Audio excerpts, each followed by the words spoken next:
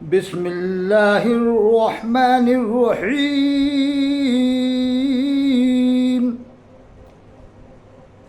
اللہ قرآن میں فرماتا ہے یا ایھا الذین آمنوا اجتنبوا کثیرا من الظن ان بعض الظن اثم۔ اللہ فرماتا ہے اے ایمان والو زیادہ خیالوں سے بچو، ان بعض الظن اثم، بے شک بعض خیال گناہ ہے۔ اور فرماتا ہے ولا تجسسوا، جاسوسی مت کرو۔ اب یہ دیکھیے خبط الحواس شخص نے کیا اعلان کر دیا ہے، امت کو اس نے انتشار میں ڈال دیا ہے۔ یہ اسفہ الصفا ہے، کس نے اس کو بتائیے آپ یہ اجازت دی تھی کہ یہ اعلان کرے؟ آج تک ندوہ سے کسی عالم نے ایسا اعلان نہیں کیا ہے۔ اب کوئی عام آدمی یہ کہے کہ ندوی ہے کہ بدوی ہے تو کیا جواب دیا جائے؟ کوئی ان کے بارے میں کہیں کہ ندوی ہے کہ بدوی ہے تو اس کا کیا جواب ہم دے سکتے ہیں؟ ایسا اعلان کرنا حماقت و سفاہت سے خالی نہیں ہے، لبریز ہے۔ بلکہ ندوہ سے، دارالعلوم دیوبند سے کسی نے بھی ایسا اعلان نہیں کیا جیسا کہ سلمان ندوی صاحب نے اعلان کر کے امت کو انتشار میں ڈال دیا ہے۔ اللہ تعالیٰ ان کے فتنے سے امت مسلمہ کی حفاظت فرمائے۔ جو انہوں نے امام کعبہ کے پیچھے کہا کہ نماز پڑھنے سے حج ہی برباد ہو جائے گا، یہ فتویٰ کہاں سے دے دیے بھائی؟ کس کتاب میں تم نے پڑھا تھا؟ کہاں سے؟ ہمیں بھی تو لا کے بتاؤ کون سی کتاب ہے؟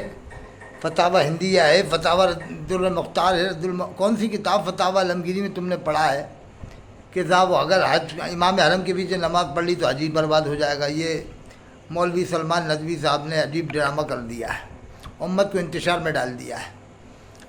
آج تک کسی دیوبند والے عالم نے، ندوہ کے عالم نے، مظاہر کے عالم نے، سہارنپور کے عالم نے، یہ جامع ازہر مصر کے عالم نے ایسا اعلان تو آج تک نہیں کیا۔ جامع ازہر مصر جہاں پر دنیا پڑھتی ہے، دنیا کے 110 ممالک کے لوگ وہاں پڑھتے ہیں، کبھی انہوں نے ایسا اعلان کیا کہ اگر ان کے پیچھے نماز پڑھ لی تو برباد ہو جائے گا حج؟ استغفر اللہ ربی ان کو عظمت ہے۔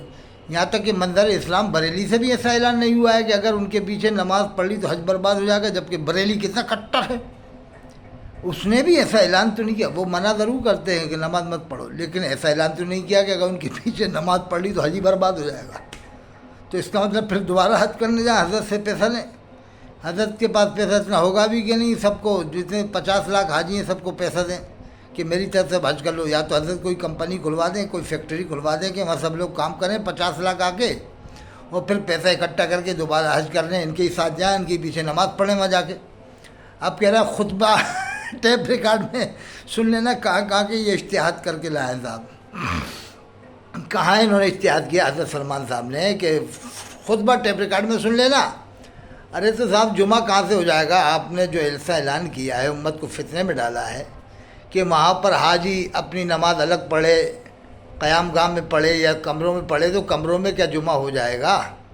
جمعے کی جو شرائط ہیں کیا وہ پائی جائیں گی کمرے کے اندر؟ پھر تو ایک جمعے کا آپ مذاق بنا رہے ہیں، جمعے کی اہمیت کو ختم کر رہے ہیں، جمعے کی عظمت کو ختم کر رہے ہیں۔ جمعہ کتنی عظمت والی چیز ہے۔ جمعہ اسلامی شعار سے وَمَن يُعَظِّمْ شَعَائِرَ اللَّهِ فَإِنَّهَا مِن تَقْوَى الْقُلُوبِ۔ جمعہ اسلامی شعار سے ہے کہ جمعے کی عظمت ظاہر ہوتی ہے، جمعہ پڑھتا ہے جب آدمی اور بھیڑ ہوتی ہے تو جمعے کی عظمت ظاہر ہوتی ہے۔ پہلے زمانے میں جمعہ ہر مسجد میں نہیں ہوتا تھا، صرف جامع مسجد میں، ایک خاص بڑی مسجد میں، تاکہ اس سے جمعے کی عظمت معلوم ہو اور مسلمانوں کی اکثریت بھی ظاہر ہو۔ اس میں ایک پہلو یہ بھی تھا کہ مسلمانوں کی اکثریت ظاہر ہو، جمعے کی عظمت بھی معلوم ہو۔ میں گزارش کرتا ہوں مفتی سلمان ندوی صاحب سے مجھ سے بات کریں 88 152 53 598۔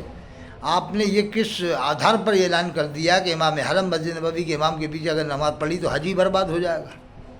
حج کیسے برباد ہو جائے گا؟ نماز بھی برباد نہیں ہوگی، حج تو برباد ہونا بہت بڑی بات آپ نے کہہ دی۔ میں تو کہتا ہوں نماز بھی برباد نہیں ہوگی، اس لیے کہ حدیث پاک ہے من صلی صلاتنا واستقبل قبلتنا واکل ذبیحتنا فذلک المسلم الذی ذمۃ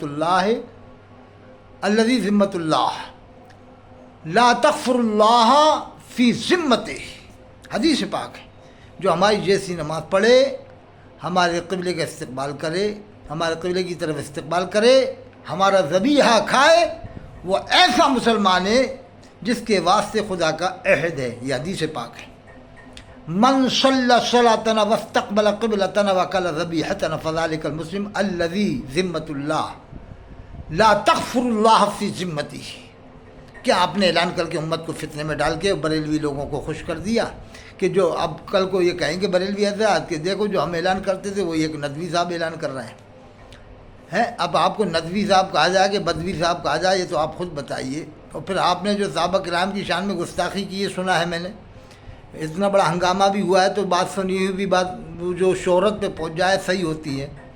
حالانکہ خبر واحد پر فیصلہ نہیں کیا جا سکتا ہے، فقہا کا قول ہے، لیکن خبر واحد ایسی ہے کہ جو اتنی شہرت پذیر ہو جائے علماء کے ذریعے سے تو اس پر بھی اعتبار کیا جا سکتا ہے۔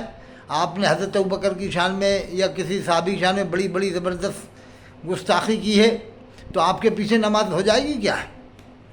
آپ یہ اس طرح کی ڈرامہ بازی کریں گے تو قوم مسلم کا کیا ہوگا؟ کل تو قوم مسلم کہے گی کہ چلو بھائی بریلی چلو، بریلی چلو، بریلی والے صحیح کہتے تھے کہ نماز نہیں ہوگی، آج ہمارے مولوی صاحب بھی یہی کہہ رہے ہیں۔ آپ نے تو بریلیوں کا جھنڈا بلند کر دیا اس طرح سے امت مسلمہ کے اندر یہ اعلان کر کے کہ ان کے پیچھے نماز پڑھی، امام حرم مسجد نبوی کے امام کے پیچھے نماز پڑھی تو نماز ہی برباد نہیں ہوگی بلکہ حج ہی برباد ہو جائے گا۔ استغفر اللہ رب من کل ذنب واتوب الیہ۔